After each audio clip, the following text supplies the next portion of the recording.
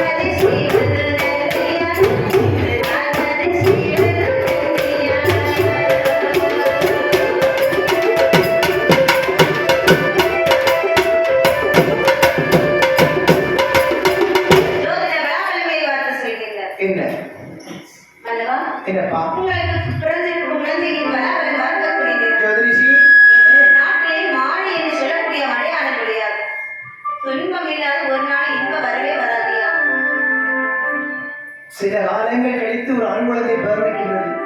நல்லபடியா பார்த்து நல்லதை சுழனி பார்த்தா இந்த குழந்தையா நாட்டிற்கு ஆகாத நாட்டு மக்களுக்கு ஆறு சொல்கிறீர்களே.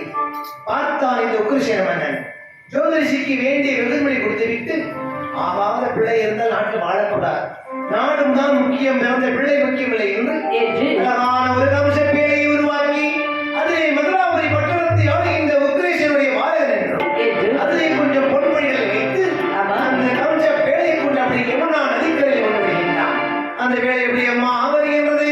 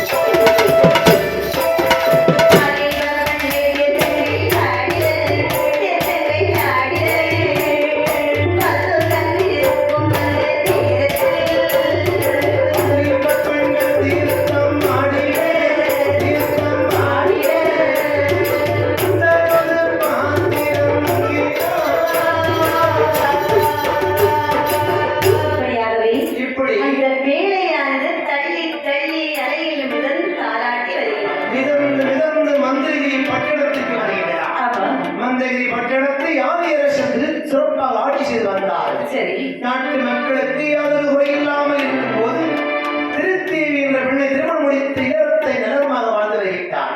சொத்தால் குறையில்லை, சுகத்தால் குறையில்லை, எல்லாம் இருந்தும் ஒரு முக்கியமான செல்வம் குழந்தை செல்வம். குழந்தை செல்வம் இல்லாமல் இந்த திருத்தேவி பெண்மொழியார் மன்னரை பார்த்து சொல்கின்றார். என்னம்மா அதாவது மன்னன் எங்க இருக்கேன்?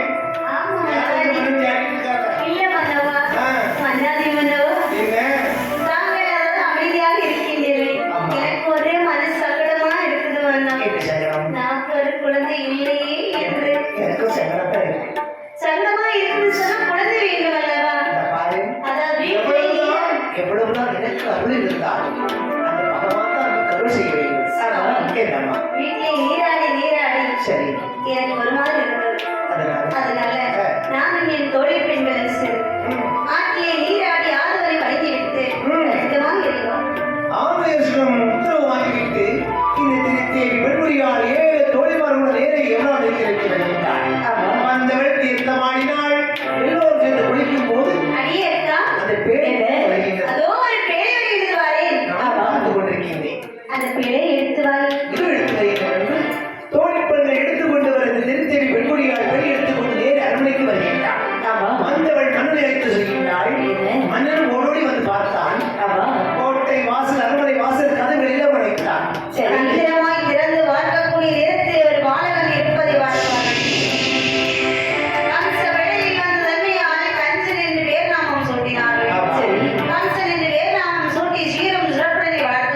அவனும் 5, 1, 2, 3, 7 வயது அடைகின்றான்.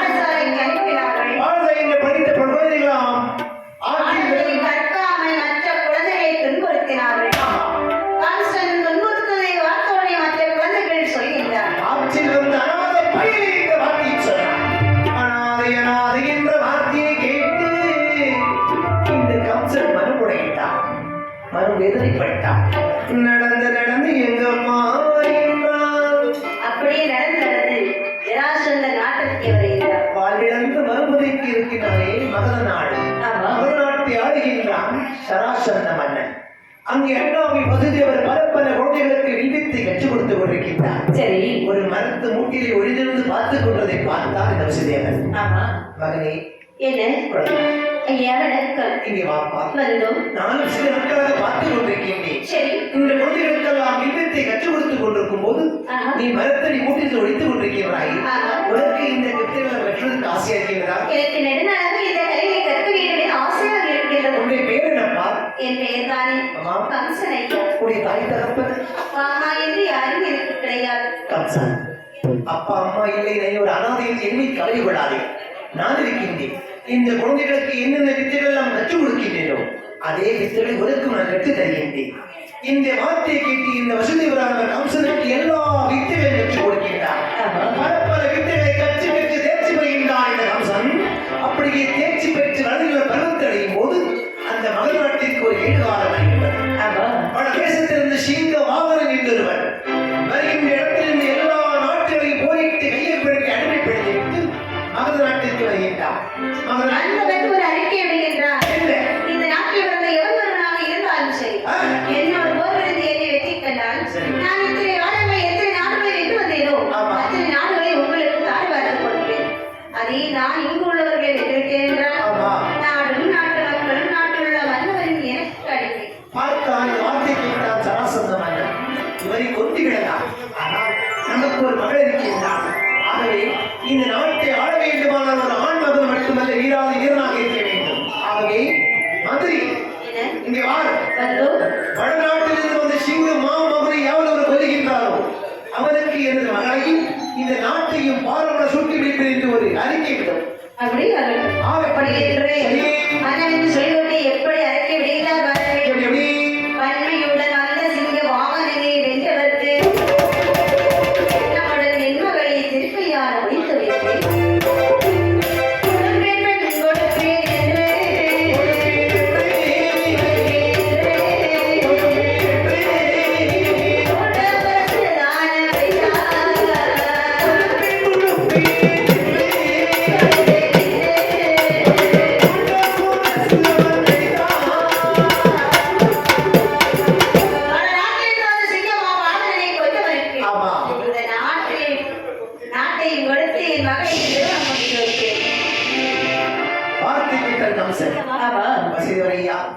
வார்த்தை கேட்டீர்களா? நானும் இப்போது அழைத்து வரையை வச்சு வாலிப பருவத்தை அழைத்து விட்டேன். நீங்கள் சம்மதித்தால் உங்களை அருள் செய்தார் இதோ சிங்க வாகனை கொண்டு சராசரனுடைய மகளையும் நாட்டையும் நான் ஆண்டு வருகிறேன். கம்சா, என்னுடைய ஆசை உனக்கு எப்போது இருக்கும் என்று வா. வார்த்தை கேட்ட கம்சராஜனானவன் நேரே சிங்கமா முன்னிடத்துக்கு வருகின்றான். சிங்கமாகவன் கம்சராஜனும் சண்டையிட்டுக் கொண்டிருக்கின்றார்கள்.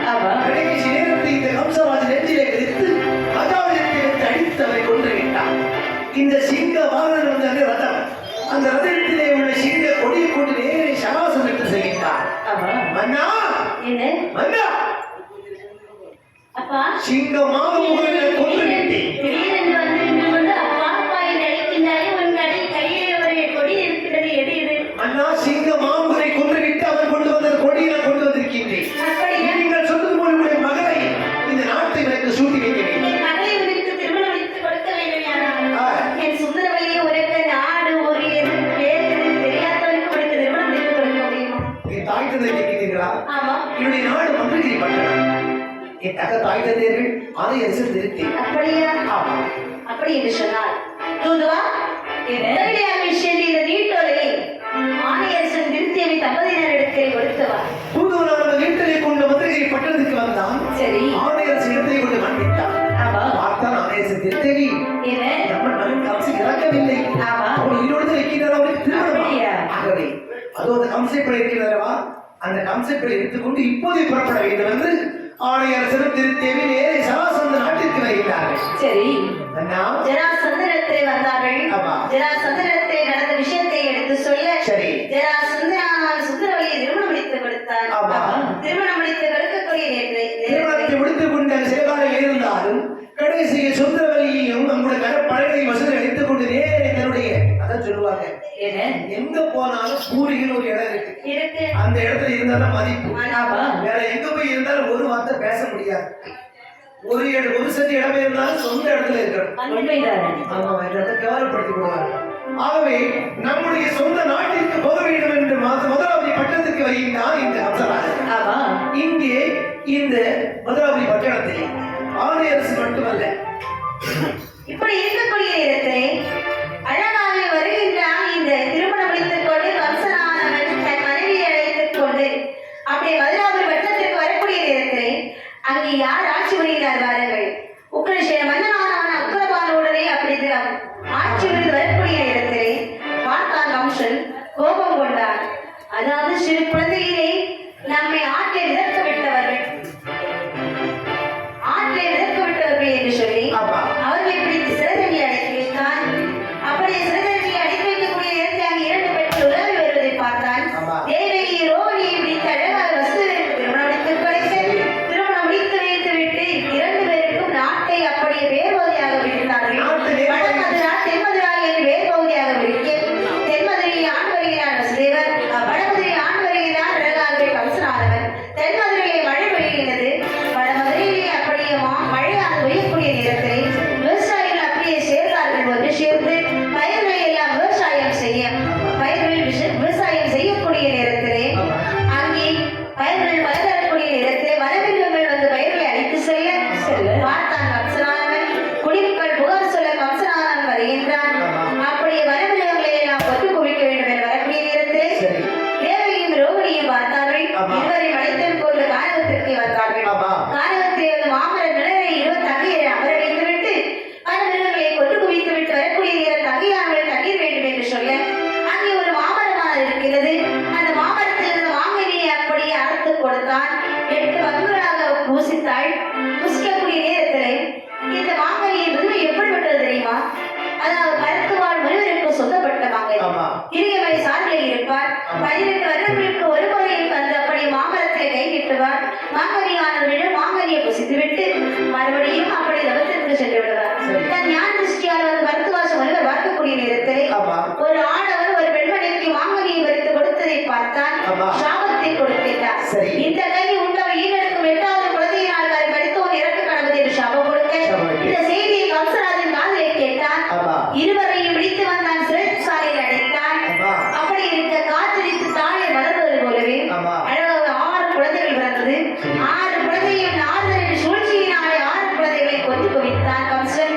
மறுபடியும் 7வது குழந்தையாக பலராமன் பிறக்கின்றார். ரோகிணி வயிற்றிலே சென்று பலராமனை அவதாரம் செய்யக்கூடிய 8வது குழந்தையாக என் பெருமாள் நாராயணர் வந்து பிறக்கிறார். இப்படி வருகிறேன் என்ன புலம்பி தீவகியாளோ